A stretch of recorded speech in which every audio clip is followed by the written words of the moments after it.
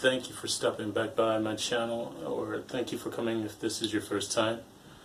Today I want to talk about something with you that I was thinking about, just thought about it out of the blue because it's something that stuck with me for quite a few years. But now when I think about it, it doesn't affect me in a negative way. It's actually kind of positive, kind of humorous actually. Are you serious?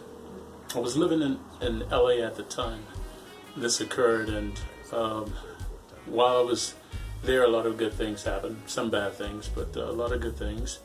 But nevertheless, I was not in a really good place. I was not in a good state of mind at the time. I was going through a lot of depression. I had just come out of a long-term relationship, and to say the least, I was not looking to get reconnected with anybody in terms of intimacy or anything like that. I was just in my own little not zone, but little void. So I spent a lot of time working religiously with all my art, music, and literature. So since I was so closed off and to myself, I stayed busy and I did a lot of work, and I was just constantly working, trying to keep my mind off of anything else but work and my goal, in order to keep from getting depressed. And I remember we were at a Starbucks, we meaning an artist I was working with at the time, and he and I would go, I mean it was a frequent routine that we were going to a Starbucks, trying to find a nice Starbucks to work at during the day, where there was some air conditioner and just a nice little mingle of people. I was living in Koreatown at the time, but we had headed out to an area, I guess right off Melrose, right in that vicinity, and he'd gotten a table, and I was going up to the, once I got my drink, I was going up to the little station where you get your sugar and your stirrers and your milk and your cream, and there was a woman that was there, and she was standing there and she was stirring her coffee.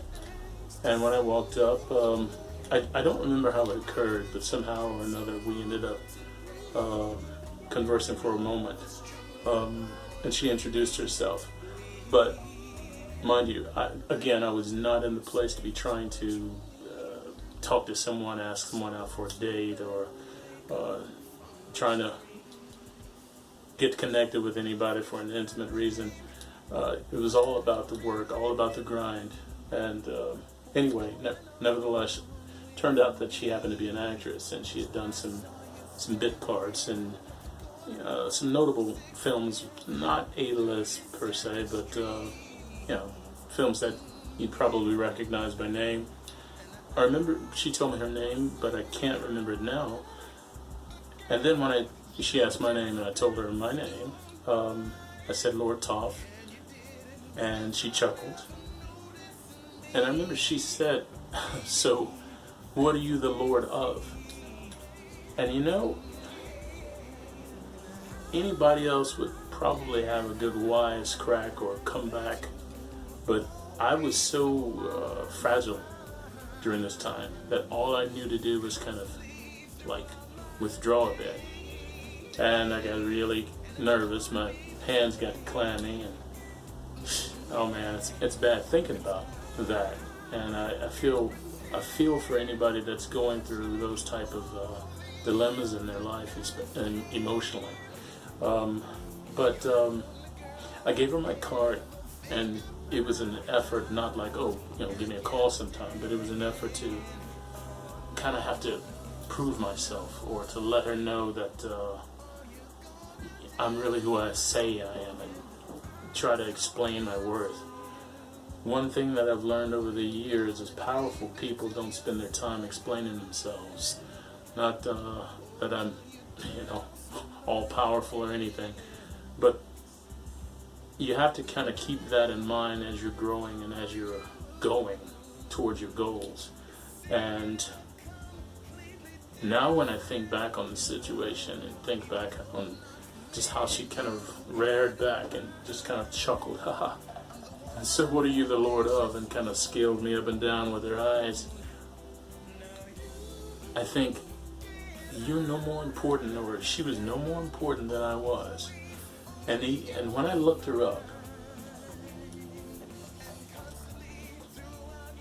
the irony is I had far more content, more that I've created, a body of work, if you will, that I could show for than this woman had. She had an IMDb page. She had done her work, I'll give her that. She'd probably done maybe 15 to 20 seconds in these films she'd been in, the few films she'd been in. But it was nowhere near the amount of work and the amount of blood, sweat, and tears that I had put in, and I knew that. But I just didn't have a way to tell myself that. I couldn't convince myself of that at the time. But when I look back on it, in hindsight, that was a lesson for me to realize my own worth and realize that body of work is not just what you create tangibly, or it's something that you could show people to say, "Look, I did this." It's what you put out every day, especially when you're affecting people positively, or when you're motivating somebody, or when you're encouraging somebody. When you can step back and not try to be a guru, but you can just give someone some friendly encouragement or advice if it's asked for. And that's something that I try to be conscious of, and it's something that I want to be able to do for people that care about me and my work and what I do. I care about the people that, like you, that stop by to see what it is I'm doing from time to time, because I really appreciate the support. So you have my support and you have my blessings, and I say good faith to you. Don't let somebody hold you back, and don't let somebody's chuckle, laugh, or something that's said in jest hold you back, because the gist of it is oftentimes they just don't understand why you're able to do what you do, or what makes you so special, and they're just challenging that. That's pretty much all I wanted to say today, and thanks for stopping by again. And I'll have another video on dealing with the body of work soon, or creating a body of work. Anyway, yeah. Thanks, guys. Thanks for stopping by. See you soon. What to do? What to do? So can I ask?